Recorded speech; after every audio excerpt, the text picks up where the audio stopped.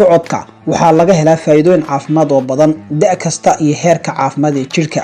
waxa uu sidoo kale ka caawin karaa ka hortagida cudurrada qaarkood iyo xitaa cimri dheeraynta qofka.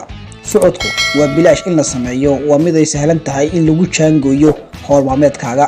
waxa kaliya oo u baahan tahay waa inaad socodka ku bilowdo kaba ku habboon socoshada. gubidda kalooriga socodka ayaa ka caawin kara inaad gubto kalooriga dheeraadka ee cuntada. kaloori gubista waxay ka caawin kartaa inaad ilaaliso ama lumiso miisaankaaga, kan oo qayb ka ah kor u qaadida caafimaadka jidh ahaan iyo maskax ahaanba. gubista kalooriga dhabtahay ayaa ku xidhnaan doonta dhowr arrimood oo ay ka mid yihiin xawaaraha socodka, masaafada aad socotay, dhulkaad ku soconayso iyo miisaankaaga.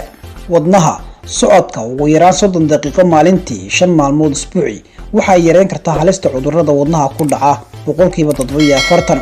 daraasado ayaa hoosta ka xariiqay in khatarta wadna xanuunku ay sii yaraan karaan xitaa markaad kordhiso muddada ama masaafada aad socotid maalintii.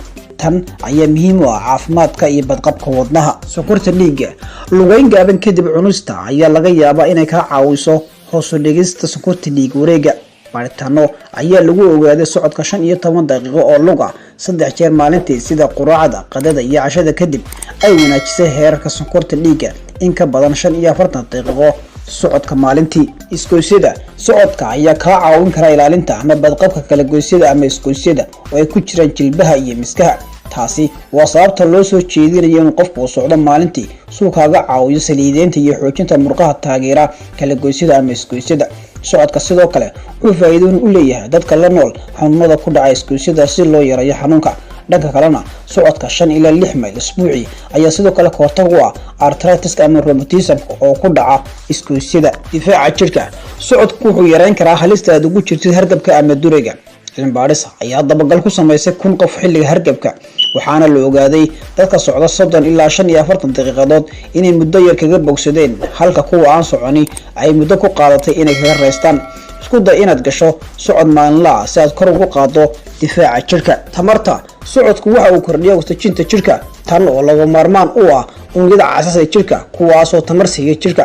waxa kale oo sare u qaadi karaa heerka maadooyin kale ah cortisol, epinephrine iyo norepinephrine, kuwani oo hormoonada caawiya sare u qaadista heerka tamarta ama awoodda ee jirka. socodku waa u laga maarmaan si kor loogu qaado shaqada unugyada jirka. maskaxda socodka ayaa ka caawin kara joogteynta caafimaadka maskaxda. daraasad ayaa waxay muujisay inuu ka caawin karo socodku yareynta walaaca, warwarka iyo niyad tabka. waxa kale oo kor u qaadi kara isku-kalsoonaanta qofka, waxayna yareyn kartaa astaamaha ka dhex bixidda bulshada.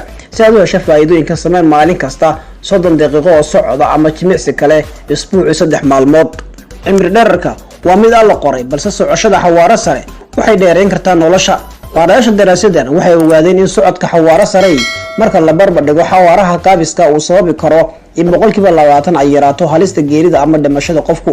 isla baadhayaasha ayaa ku taliyay kordhinta xawaaraha xilliga socoshada ay sare u qaadi karto nolosha iyo caafimaadka qofka.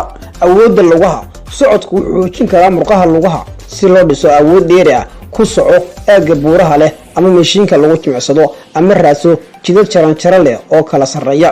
sidoo kale kaxaynta ama wadida baaskiilka ama orodka iyana kor ayay u qaadi karaan awoodda murqaha lugaha. fikir hal abuur leh socodka ayaa laga yaabaa inuu ka caawiyo nadiifinta madaxaaga, waxaana ka caawinaysaa inaad u fikirto si hal abuur leh. daraasad ayaa isbarbardhig ku samaysay dadka isku daya inay ka fekeraan fikradaha cusub inta ay socdaan ama ay fadhiyaan. baarayaasha ayaa waxay ogaadeen dadka socodka sameeya inay la iman karaan hal abuur iyo fikrado cusub oo meel mar ah marka loo eego kuwa fadhiga ku fikira. cilmi-baarayaasha ayaa waxay ku soo gabagabeeyeen in socodku furo fikradaha, waana hab fudud oo lagu kordhiyo hal abuurka isla markaana lagu helo dhaqdhaqaaq jireed isla waqtigaas.